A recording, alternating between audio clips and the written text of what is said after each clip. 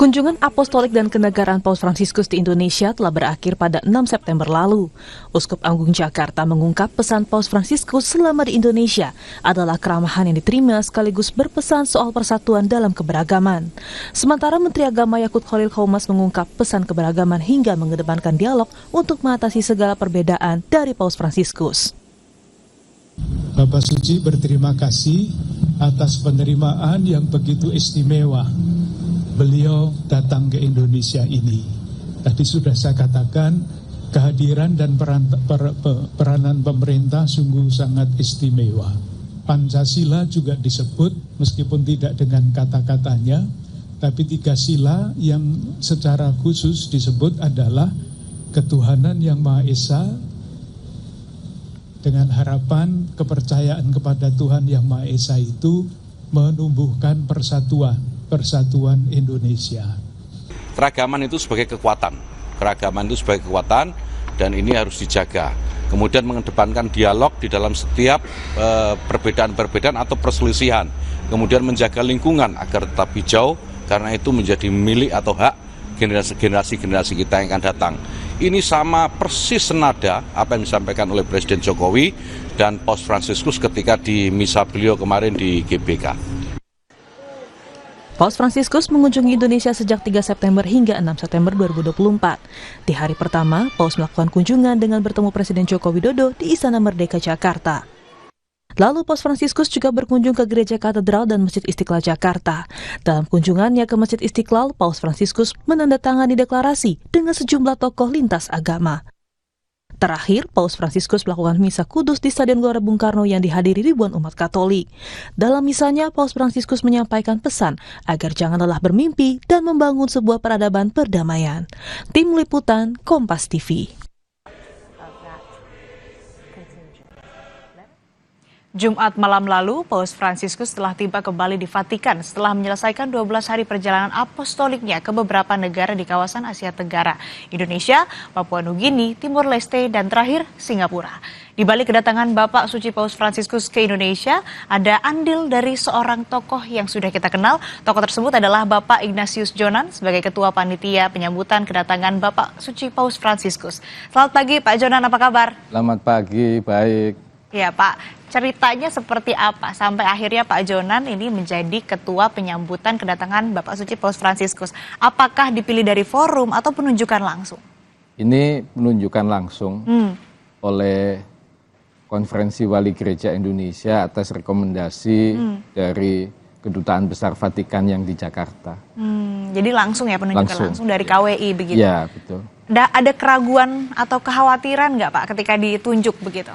Sangat ragu apakah saya mampu memimpin tim untuk kedatangan beliau yang sebenarnya tidak ada referensinya sama sekali di Indonesia, karena kedatangan Paus sebelumnya adalah tahun 1989, di mana sarana prasarana dan kondisinya kemasyarakatan sosial politik juga sangat berbeda.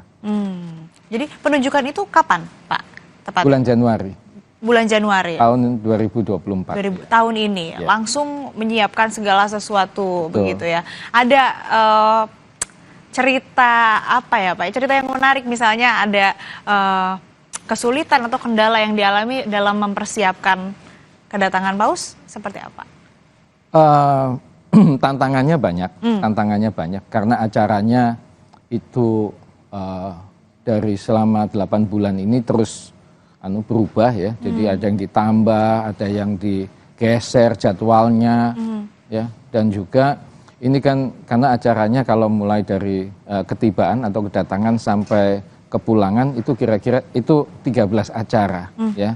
13 acara dengan 4 acara pribadi yang di Kedutaan Besar Vatikan. Nah, ini tantangannya luar biasa, ya. Karena setiap acara itu pesertanya beda, ya, baik dari misalnya di Istiqlal kan beda pesertanya dengan yang misa di GBK, ya.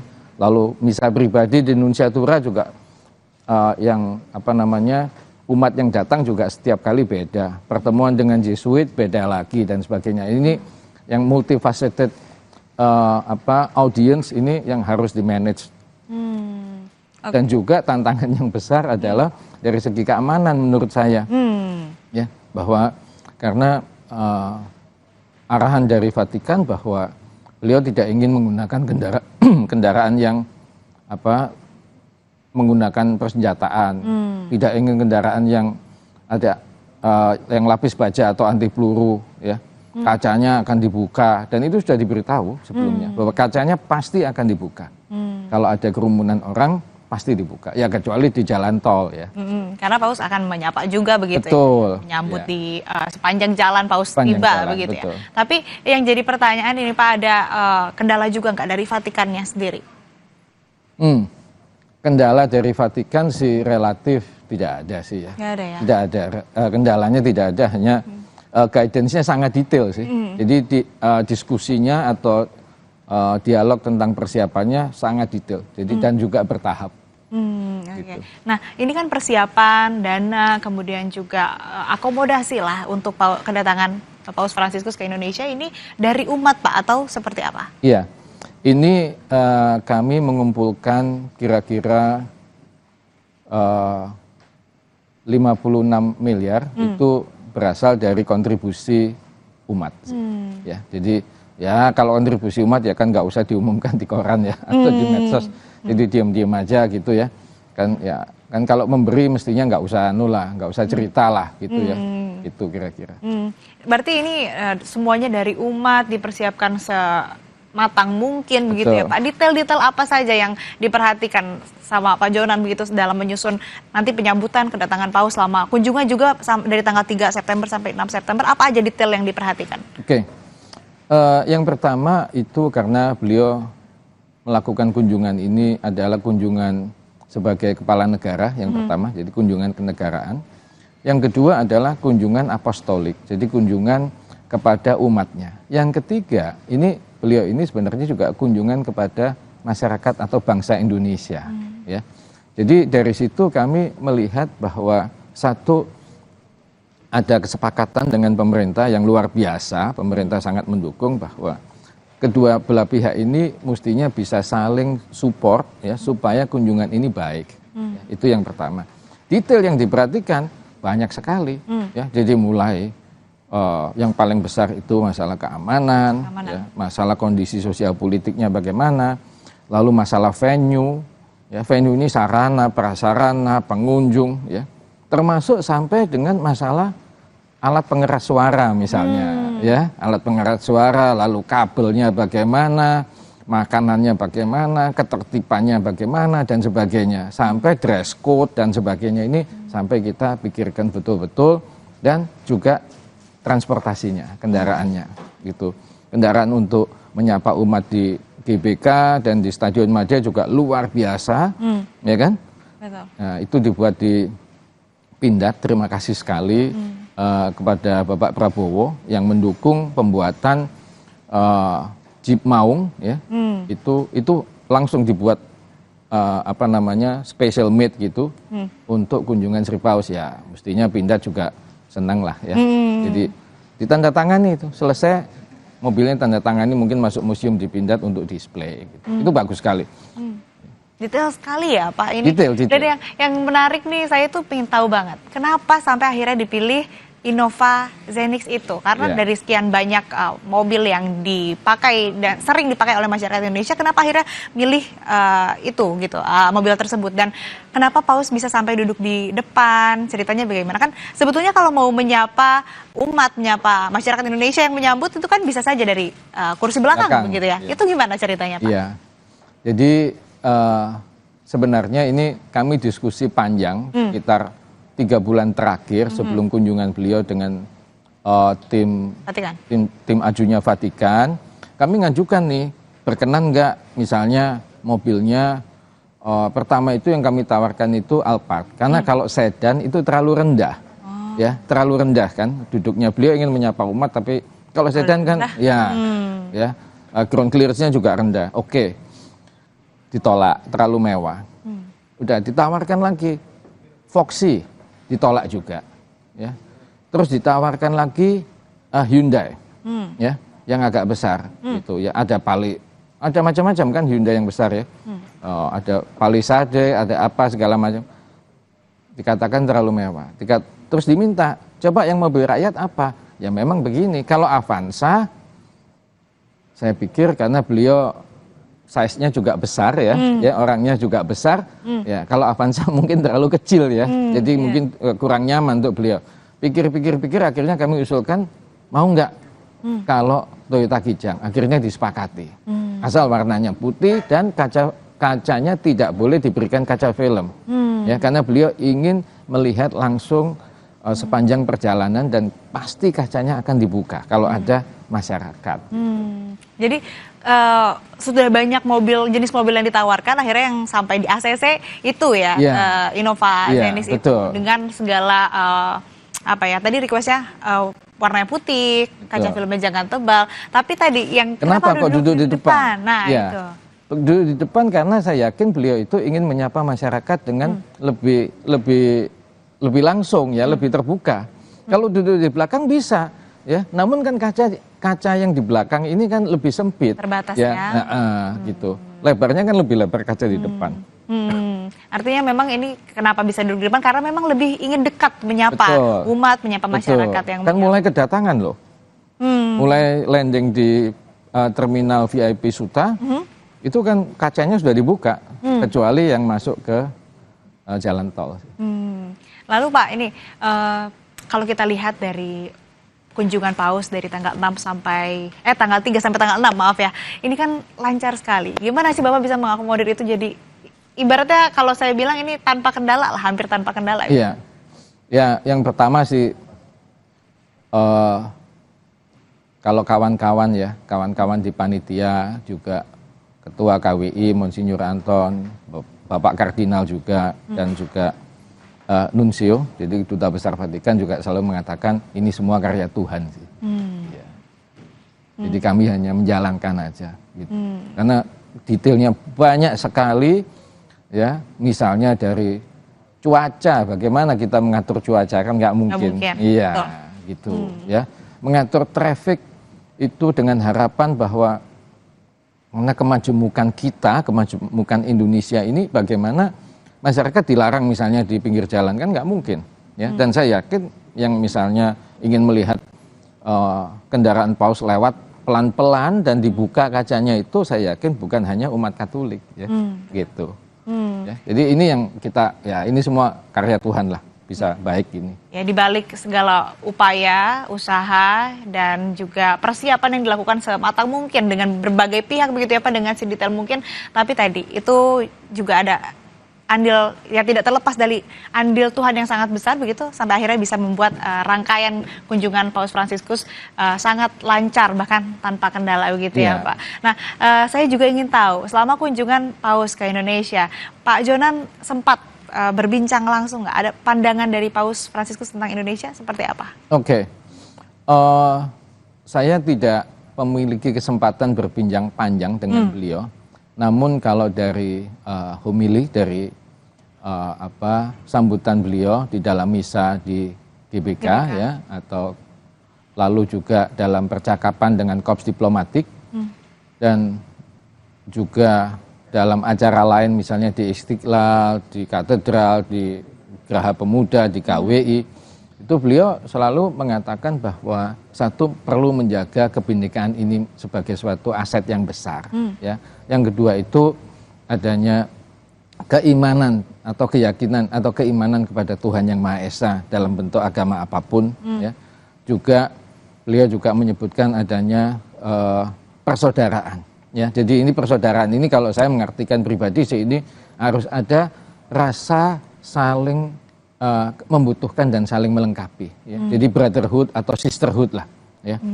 Nah, yang terakhir itu bela rasa atau cinta kasih. Ini mesti ada. Jadi kalau ada konflik untuk menghindari ya harus ada dialog dan sebagainya. Kan ini beliau tidak mengkritik, beliau tidak mengharuskan begini begitu ya, tapi beliau menyarankan harus ada dialog dan ada bela rasa, ada empati lah, ya, gitu.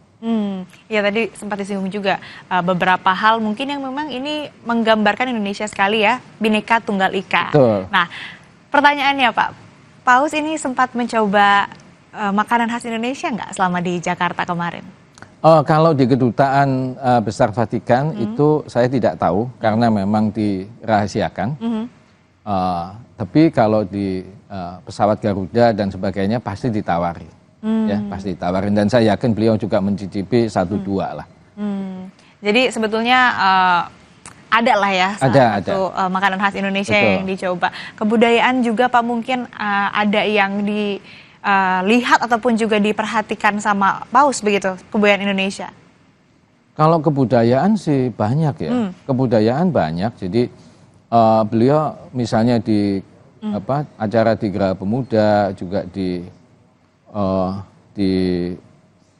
Istiqlal ya, dan juga di KWI, juga acara misa dan sebagainya, memang selalu diminta bahwa kita juga menampilkan warna budaya setempat gitu. Makanya kalau lihat di misa, wah semua ada yang pakai pakaian adat dan sebagainya. Ya, itu. Tapi ada yang disampaikan kayak ini paling berkesan apa gitu sama Paus? Oh, kalau satu spesifik acara nggak ada. Ya. Beliau hanya menyebutkan bahwa penerimaan beliau, kunjungan beliau di Indonesia ini sangat berkesan sih. Secara keseluruhan itu ya very impressive lah. Ya, very impressive. Kan ini mohon maaf, umat Katolik hanya sekitar 3% di Indonesia, 3,5% mungkin. Ya, ini impresif sekali sih penerimaannya itu. Ternyata seluruh masyarakat itu ya ini luar biasa juga menyambut beliau. Luar biasa ya, jadi Paus juga punya kesan mendalam tentang Indonesia. Oh, sangat mendalam. Tidak lepas juga dari tadi akomodasi yang diberikan sama Pak Jonan ini luar biasa ya, berhasil begitu ya. Nah, Pak Jonan juga kan ini menerima penghargaan Ordo Gregorius Agung kalau saya. Betul. Tugasnya apa sih Pak itu?